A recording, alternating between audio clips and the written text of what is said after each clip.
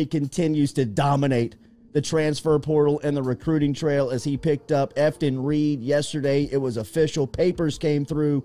So did Adam Miller's. We were talking about some of the combinations of what this roster and what this what the personnel could look like for LSU basketball next year. It is scary to think about. I've got them as a top 10 team in the country going into the season with just the roster turnover.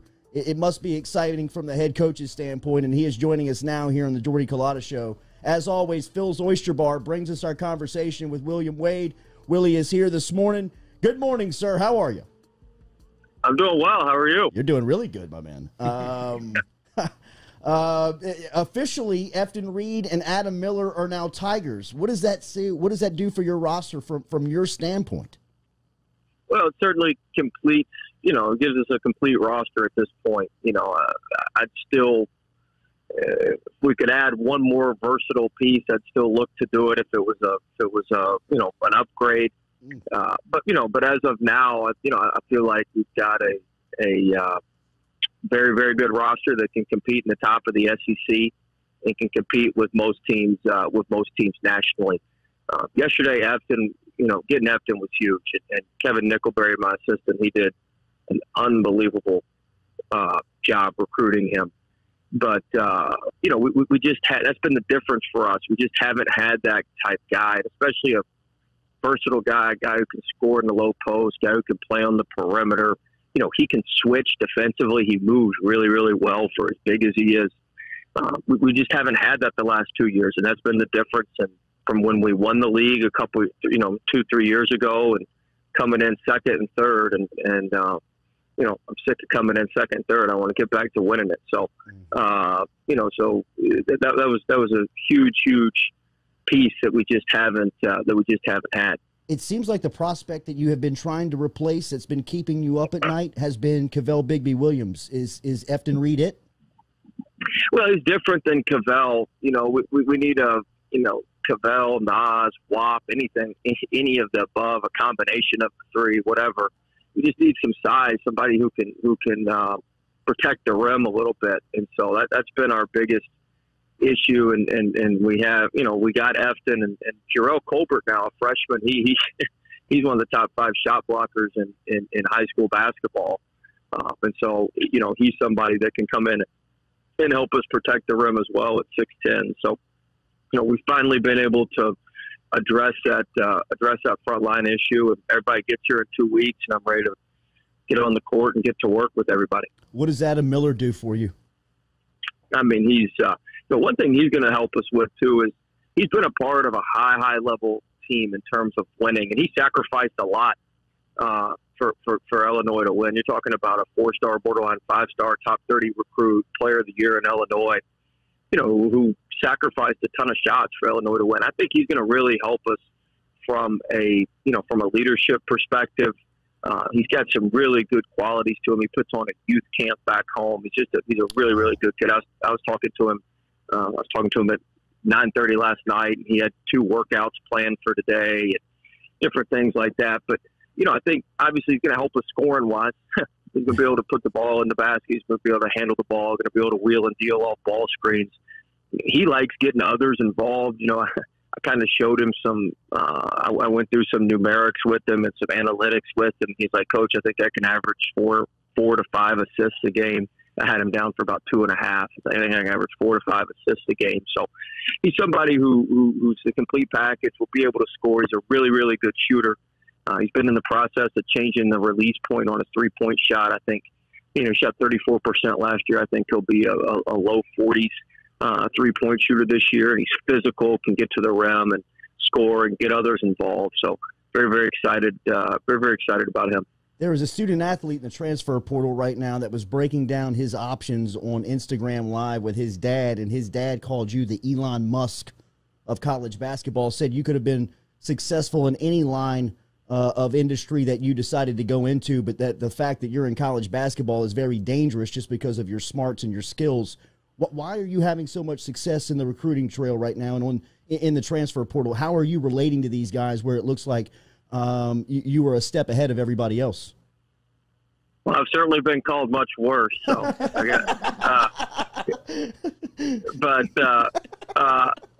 It's a team effort, man. Our staff does a good job on the Zooms, and we've got a guy, Jake Steinhardt, who nobody knows, who he's one of our GAs. I'm actually trying to hire him full time right now, but he is absolutely incredible at putting together the presentations for me. We give it to him in all sorts of scattered way, and he puts it all together in this program, and makes it come off exactly how we want it to come off. And we put a lot of time into it. We study it. We've only done probably, I'm going to guess we've done, I've got it written down, but I think we've done 10 or 11 Zooms with kids. So we're not trying to do 100 different Zooms with 100 different kids in the portal. There's a lot of people, anytime somebody goes in the portal, they just set up a Zoom with them. We've done probably 10 or 11, and we've gotten the ones that we want, ones that we need. And so, when you do that, you're able to be very, very detailed. You're able to spend time. You're able to study people's games. You're able to break people's games down. We're just very detailed in how we show them how we're going to get them from where they are to where they want to go, and how that's going to help them improve what they want to improve, and how it's going to help us improve what we want to improve. Whenever you go into these situations, especially with the transfer, it's got to be a win-win. There's got to be a need on our end, a major need, because you don't want to bring in a transfer that's not going to be able to help you right away. And then on their end, it's got to be a place where they feel like they can go and change the narrative and do something different than where they were before. And so you just got to be cognizant of that when you're going into it. And we try to be very, very detailed and spend a lot of time and go through the analytics and go through the numbers and show how it, not just go through it, but show how it actually shows up on the court and how it works on the court. And like I said, our staff does a really good job. Jake Steinhardt, Tyrone Green, LeBren, our administrative guys, they're very involved in getting all that together and getting the film together and getting me the film to break down. And, it's a process. It takes us, we've had a couple kids say, well, can I do a Zoom tomorrow? I'm like, no, it takes us 2 or 3 days to kind of get everything together. We're not just doing the Zoom tomorrow. So, it's a team effort, concentrated effort for the right guys. If you target the right guys, I think they appreciate it. You may have answered this earlier, but I'll ask you, are you done? Yeah, pretty much. We'll poke around. We're pretty much done. I mean, we got 13 on scholarship right now. We're pretty much done now. I mean, we could find room for one more if it's the right, kind of versatile 3-4, 4-3 type guy. 3-4 really. We could probably find a little bit of room there, as you know. Maybe but he's played here before. I don't know. You're taking it a little further than I would, but I think y'all get the hint. But we'll be able to figure all that out. But I like where our roster is now. We've got a very, very good, very, very good roster, and there's certainly a chance for us to maybe upgrade it one more time. And if we could do that, we'd certainly do that. You have proven that you were one of the great offensive coaches in college basketball over the last couple of years, just with the efficiency rate in which your team scores. But when you look at your roster right now with the 2 newest additions, defensively, you've got to be excited about what you could be next season, right? Yeah, I mean, we got to get it to the court, though. I mean, we got to quit talking about it. We got to do it. Like, it sounds good for me to sit on here and tell you how we're going to be improved defensively and all that, but I mean, we got to do it. And, I'm tired of talking about it, and our guys are too. But we certainly have some good defensive pieces. I mean, Alex Fudge, we haven't spoken about much. He blocked more shots than anybody in practice. And he only practiced with us for a couple weeks before he got hurt, before we had to sit him out with his injuries and that sort of thing. And so, we've got some good athletic pieces. We're Brandon Murray and Efton's prep school coach, who's a tremendous coach. I've known him a long time, since I recruited Troy Daniels when he was when I was at VCU a long time ago as an assistant. But he said Brandon Murray, and he's coached some great players. He was at Massanutten before he was at IMG. He said Brandon Murray is the best ball screen defender he's had since Frank Mason. who was a tremendous player at Kansas, obviously from Petersburg, Virginia. But, so I do think, Murray's going to bring some physicality to us. He's got a physical body, can make shots. I think he's going to bring a physicality to us, defensively. And, Efton obviously can protect the rim. Colbert can protect the rim. Fudge and Blani are good defensively. Gaines can get after the ball. Penson and Miller. Miller's been in an unbelievable defensive system. Tari Eason was second in the American in block rate. So I do think we've got some good guys to help us defensively. But at the end of the day, like I said, we got to get it done. We got to quit talking about it. We got to get it done.